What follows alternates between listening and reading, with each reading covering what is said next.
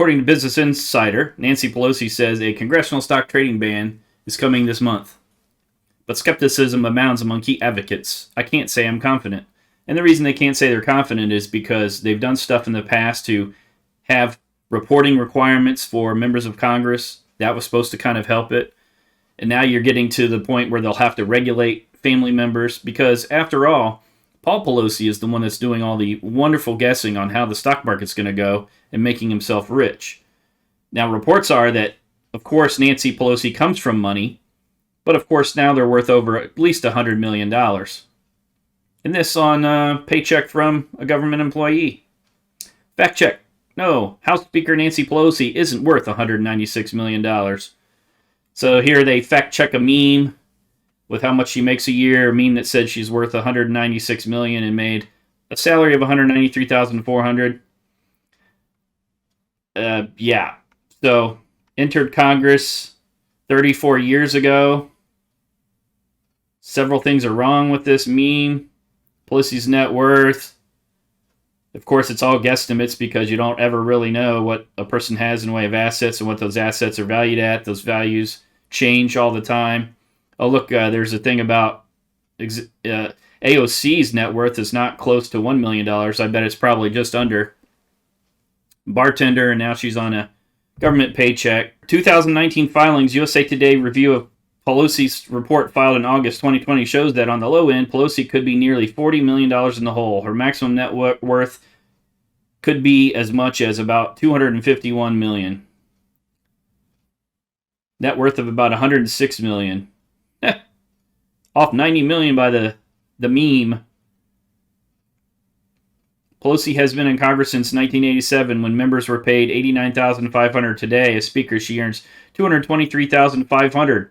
But her salary from a 34 year in Congress, including 18 years as Minority Leader and Speaker, doesn't tell a story about her personal wealth she and her husband have built. So we got to tell about how she's been Minority Leader and Speaker. Got to pump it up because it's a fact check about her income and all this other kind of stuff. You got to get her politics in there. The Napa, California home and vineyard the California Democrat owns is worth between $5 million and $25 million and generated between $100,000 and $1 and $1 million in income from grape sales, according to her 2019 report. So she's making money by selling grapes. How'd she buy all that stuff to begin with? While assets listed on the form total between $57 million and $271 million, liabilities range from $20 million to $97 million. So look at how that meme just got all that wrong. They didn't calculate everything perfectly. False. Liabilities include multi-million-dollar mortgages on several properties and equity credit lines. Pelosi's office did not immediately respond to a request for comment. So throughout the years, they've tried to do things to talk about, all the stock trading, insider stock trading, about it being legal for Congress to do. And then they started having reporting requirements. And then ultimately it comes down to they can put their money in trusts and still kind of give the trusts a little bit of a heads up. But because the trust official is making the investments, then they're not directly accountable for what kind of direction those investment decisions make. This is another way of just kind of putting it off. I'm sure she'll put something where members of Congress can't directly benefit from their knowledge, but how are they going to cover members' families? Because they'll basically be legislating against specific people, which is actually unconstitutional for them to say, I'm going to take a specific group of people and make it illegal for them to do this particular thing just because they're related to a member of Congress or something along those lines. Reality is, ethically, legally speaking, if you get a stock tip from somebody, a family member, and you use it improperly, you're committing a type of fraud. The SEC would normally investigate you, and you would be charged with a crime.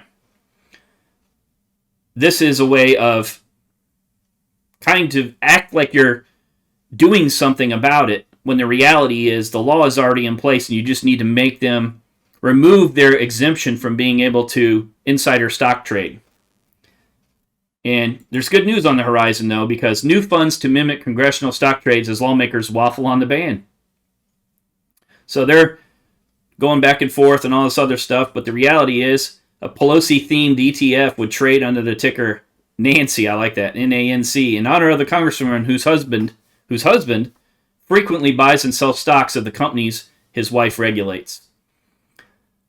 The ETF aims to achieve long-term capital appreciation by mimicking the trades of Democrats in Congress, according to a September SEC filing. Well, if I wasn't broke from the way the economy and stuff is, it looks like that's a good way to make some money. So I guess if you have money, there's a good way to make some more money. And they're even going to do one on Ted Cruz. I bet that one will flop. Because no one's making money like Nancy. Or I should say, Paul Pelosi, who just happens to be Nancy Pelosi's husband. Did I mention these are also dated back quite a bit? And there's no telling what her actual wealth is right now.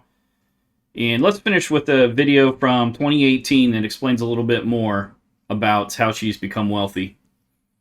Nothing to see here.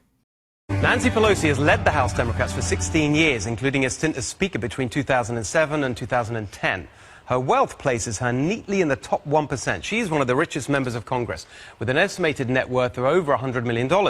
You can see why from this little story. On March the 18th, 2008, while she was Speaker, Nancy Pelosi bought $220,000 of Visa IPO, or initial public offering, stock. She got it a day before it was publicly traded, a privilege reserved for a select group of hand-picked investors. Here's where it gets really swampy.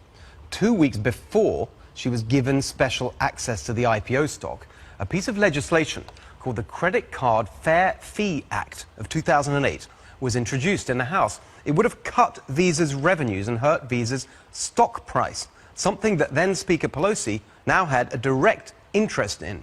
By a remarkable coincidence, this piece of antitrust legislation, normally such a priority for Democrats, never made it to a vote on the House floor.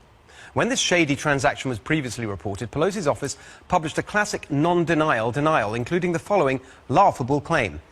Leader Pelosi has been in the lead advocating for Congress to act in the public interest and not the special interest. Laughable because for 16 years, Leader Pelosi, aka Queen of the Swamp, has presided over one of the most blatant ways in which special interests get what they want in Washington, the institutional corruption of the congressional dues system. As House Leader, Nancy Pelosi is heavily involved in the Democratic Congressional Campaign Committee, or DCCC. Democratic members of Congress effectively buy their seats on congressional committees by raising money for the DCCC. Helpfully, there's a menu with prices. According to a leaked DCCC document, in the 2014 election cycle, for a regular committee member, it's $125,000. For a ranking member of the Judiciary Committee, it's $250,000. And for the ranking member of the powerful Financial Services Committee, it's $500,000. Of course it is, because that committee regulates the richest businesses, Wall Street. At the time the document was leaked, the ranking member of the Financial Services Committee was, wait for it, Maxine Waters. That election cycle, she raised over $150,000 from donors in just 2 industries, securities and investment and commercial banks. They were 2 of her top 5 donation sources. For this year's midterms, Nancy Pelosi and the Democrats have chosen "For the People" as their slogan, and their platform pledges a crackdown on corruption in Washington. The irony is richer than Nancy Pelosi herself.